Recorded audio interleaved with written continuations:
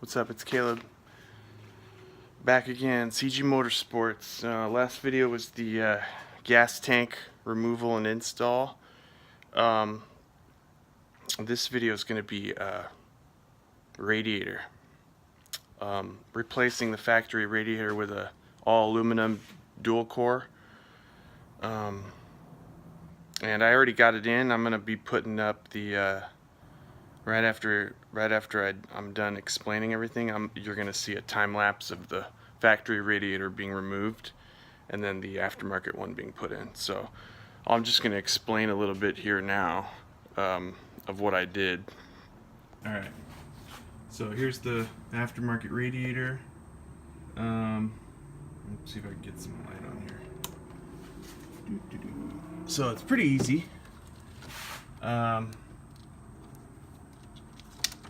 All you gotta do first is drain the coolant down there. You can see, you barely see it, right down there. There's like a little plug, and you just unscrew it, and it'll drain all the coolant out.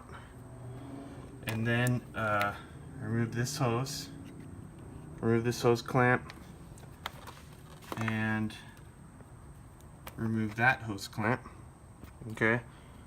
And then if you can get to it, unplug the fan and unplug the O2 sensor. And I have mine kind of tucked, so when you unplug it, just untuck it from behind the heat shield so it doesn't get all caught. And then once it's done draining, you'll feel it, or you can just pull it out while it's draining. I mean, as long as it's cool, it shouldn't be a big deal.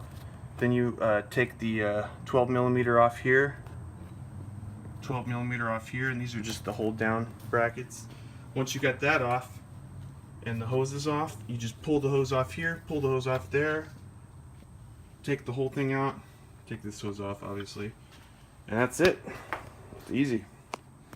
If you can't reach the fan plug for the fan, as you're pulling it out, it'll become accessible, and then you can unplug it and just hold the radiator right here, the base of the radiator, just prop it up right here, unplug the fan, and then you're good.